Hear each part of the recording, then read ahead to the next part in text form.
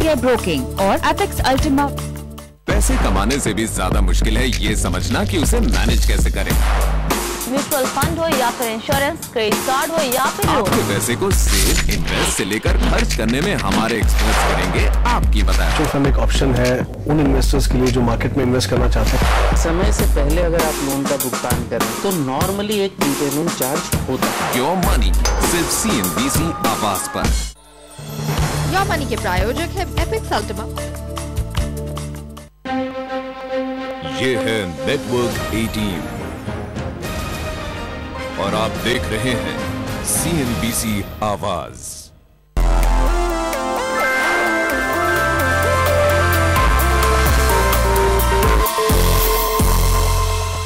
नमस्कार, आवाज एंटरप्रेन्योर में आपका स्वागत है। चाहे आपको बिजनेस जमाना हो या बढ़ाना हो, ये शो पूरी करेगा आपकी हर जरूरत। बिजनेस के आइडिया से लेकर एग्जीक्यूशन तक आपको हर जानकारी मिलेगी यहाँ। आज हमारा फोकस है एक ऐसे सेक्टर पर जहां अगले 10 साल में डिमांड दोगुना होने वाली है और ऐसे में आपके लिए है बिजनेस शुरू करने का बढ़िया मौका। हम बात कर रहे हैं डेयरी सेक्टर की। अगले आधे घंटे में भारत की सबसे बड़ी मिल्क कोऑपरेटिव अमूल के MD हमें बताएंगे डेयरी सेक्टर में क्या है मौके।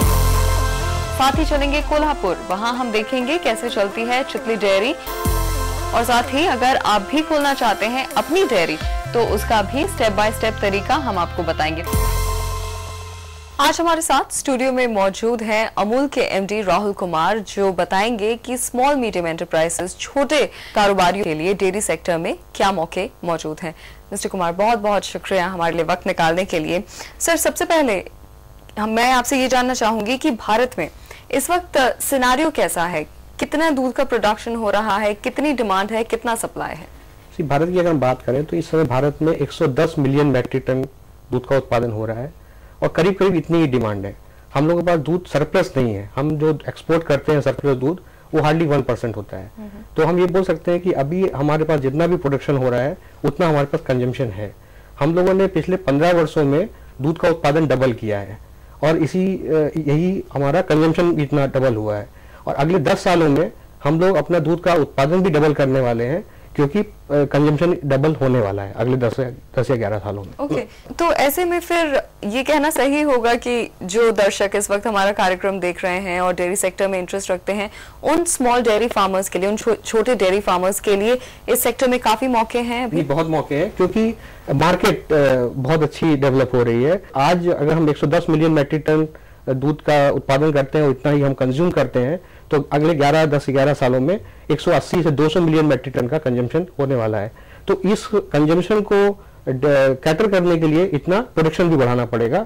इसलिए मैं बोलता हूं कि प्रोडक्शन के चांसेस बहुत अच्छे हैं। अच्छा, तो यहाँ पर हमारे कुछ दर्शक जो हमारे साथ फेसबुक पे भी जुड़े हुए हैं, उनमें से कुछ के सवाल मैं अपने सवालों के साथ जोड़ना चाहूंगी। संदीप लखानी जानना चाहते हैं कि एक छोटा डेयरी फार्म खोलने के लिए किस तरह का स्कोप भारत में इस वक्त मौजूद है, किस तरह के इन्वेस्टमेंट की हम बात कर रहे हैं?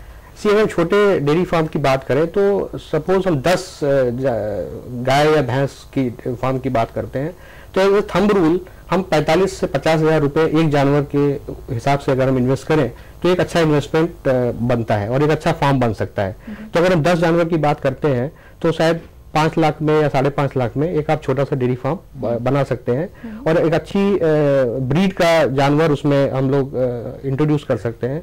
और अगर 10 जानवर का हम फार्म बनाते हैं तो काफी वायबल प्रोपोजिशन होता है जिसमें हम 22 से 25% नेट प्रॉफिट हम जनरेट कर सकते हैं। ओके, यहाँ पर जब हम कहते हैं कि एक छोटा डेयरी फार्मर अपना कारोबार शुरू कर सकता है, किस तरह से वो अपना कारोबार शुरू करेगा? क्या हम सिर्फ यहाँ पर दूध दोहने की बात कर रहे हैं या कुछ और भी मौके हैं? नहीं, सबसे पहले तो दूध का प्रोडक्शन होना जरूरी है। तो एक स्मॉल डेयरी फार्मर सबसे पहले तो दूध का प्रोडक्शन करता है, लेकिन अगर वो उसके आगे भी बढ़ना चाहता है तो अभी ऐसे मौके आ चुके हैं जिसमें वो थोड़ा सा उसको वैल्यू एडिशन कर सकता है।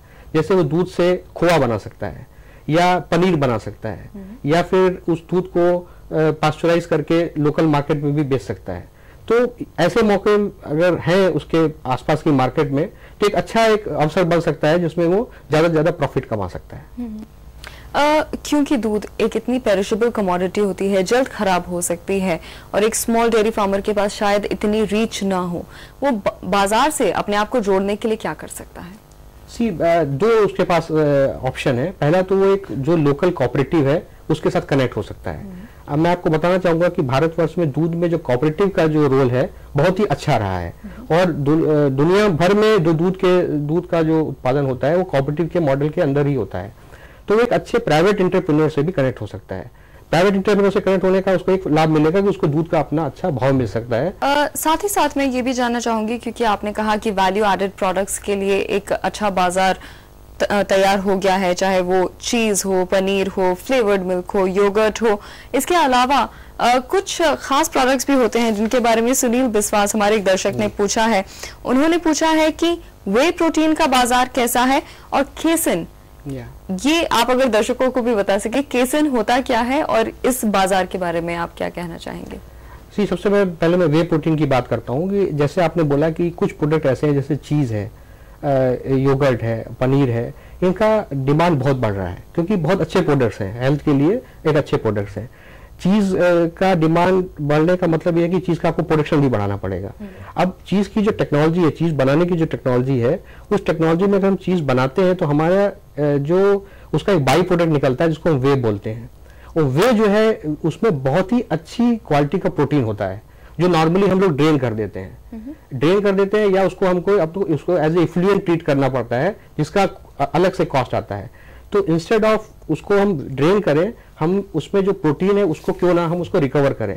तो जो वे प्रोटीन है वो एक बहुत ही अच्छा प्रोटीन है, जो अगर हम प्रोटीन को रिफाइन करते जाएं थ्रू फिल्ट्रेशन और अलग जो प्रोसेसिंग है, तो एक जो वे प्रोटीन कंसंट्रेट हमको मिलता है जो एक बहुत ही अच्छा वैल्यू एडिशन है वे का। जहां तक केसिन की बात है, केसिन भी एक दूध से ही निकाला हुआ प्रोडक्ट, बाई प्रोडक्ट है जिसका उपयोग फार्मास्यूटिकल इंडस्ट्री में होता है।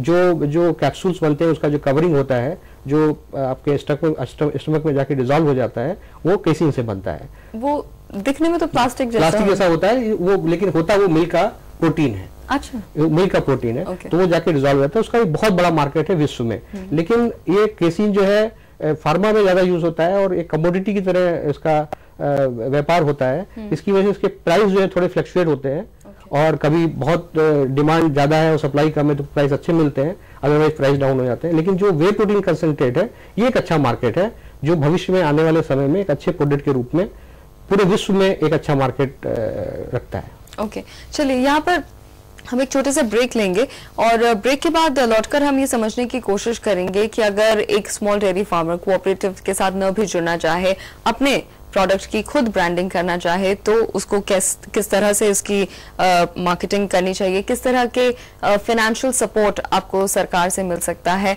इन सब चीजों के बारे में हम बात करेंगे। राहुल कुमार से अमूल के एमडी हमारे साथ बने हुए हैं, आप भी कहीं मत जाइएगा।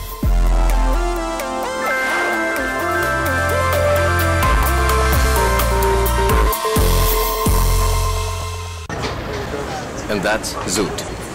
Dude, there's no word called Zoot. Okay, gotta go. We'll continue tomorrow. Bye. Zoot?